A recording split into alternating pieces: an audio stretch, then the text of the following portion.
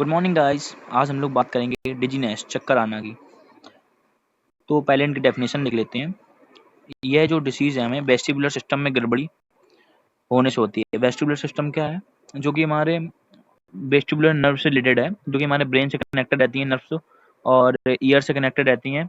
Year part देखा होगा आपने, इसमें कॉक्लिया प्रेजेंट होता है, ईयर ड्रम प्रेजेंट होता है। हाँ, तो वहाँ पर क्या होता है, जो अपनी यही वेस्टिबुलर सिस्टम में जो नर्व्स होती हैं वो कनेक्टेड रहती हैं ब्रेन से, जो हमें स्टेबल खड़ा करने और नियंत्रित करने पूरा उसका मैकेनिज्म बॉडी का। तो वो जो करती हैं, सिग्नल पहुंचाती हैं, उसी में गड़बड़ी आ जाती है। इसी वजह से हमें ये रोग देखने को मिल जाता है, चक्कर आ जाते हैं। देखा जाए तो रोगी को अपना सिर व पूरा शरीर अपने चारों की वस्तुएं घूमती हुई प्रतीत होती हैं, दिखाई देने लगती हैं। जैसे कभी कभी लगेगा आपको आंख घूम रही है, मेरी आंखों के सामने अंधेरा छा रहा है, तो ये प्रॉब्लम आ जाती है।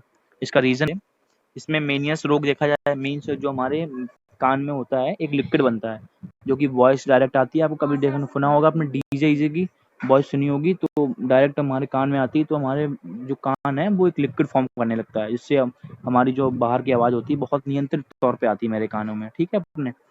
और इसी मतलब क्योंकि प्रॉब्लम आती है, ज़्यादा निर्माण होने लगता है तो कम सुनाई देने लगता है। इसकी वजह से हमारी जो अपनी देखा वेस्टिबुलर नाड़ी शोथ लिखा है, मीन्स हमारी जो वेस्टिबुलर नर्व हैं वो डैमेज हो जाएं। सिर का नाड़ी पर दबाव पड़ना, मतलब सिर में जो, क्योंकि ये ब्रेन से भी कनेक्टेड है, तो हमारे सिर से कनेक्टेड तो है ही, ऑब्वियस सी बात है।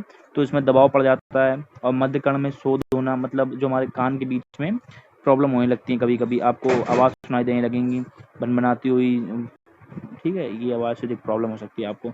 सिर में फ्रैक्चर हो गया हो तो उसकी वजह से दिक्कत आ सकती है, क्योंकि उसमें नर्व डैमेज होना है कुल मिला के, ठीक है। जो याद कर लो, केवल वेस्टिबुलर नर्व यही अगर डैमेज होती है तो डिजीनेस, चक्कर आना यही कारण है। सिर में ट्यूमर हो वो भी प्रॉब्लम कर सकता है।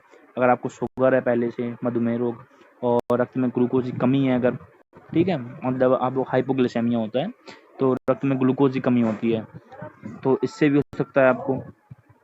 इसके लक्षण देखे जाएं तो लक्षण ये हो सकते हैं, सिम्टम्स मतलब रोगी को सिर व सब चीज़ें घूमती हुई दिखाई देने लगती हैं, ठीक है। कभी आप देखो चक्कर अगर आपको आएगा तो आपको कभी कभी घूमता हुआ दिखाई देगा सब कुछ, और फिर लगेगा कि मैं ही भी घूम, जबकि आप खड़े होंगे लेकिन तब भी लगेगा आप घूम रहे हैं, तो आप घिर जाएंगे बिल्कुल। कान में घंटी की आवाज़ सुनाई देने लगती है, जी मितलाता है, उल्टियाँ आने लगती है। रोगी की नब्ज व रक्तचाप में बदलाव आ जाता है, मतलब जो नब्ज होती है हमारी उसमें धड़कनों में बदलाव आ जाता है, और जो ब्लड प्रेशर है अप एंड डाउन होने लगता है। और देखा जाए तो मतलब इसका कैसे, इसमें देखो कुल मिला के अगर चिकित्सा करनी है इसकी, तो रोगी को पूर्ण आराम कराएं, आराम से बढ़िया तकिया लगा के तकिया के साथ लेटा दें उसे, मतलब बिल्कुल स्टेबल कंडीशन पे। और इसकी दवाई वैसे तो मैं हर बार कहता हूँ आपको प्रिस्क्रिप्शन लेके डॉक्टर से कंसल्ट करके ही दवाई लीजिएगा, ठीक है। इसकी टैबलेट अभी बता देता हूँ एक नॉलेज के बेस पे। तो स्टेमेटिल, स्टेमेटिल एक टैबलेट आती है इसकी चक्कर आने में, और वर्टिगोन नाम से आती है, देखी होगी आपने, चक्कर आने में यूज की जाती है। ये मेडिकल में अवेलेबल होगी।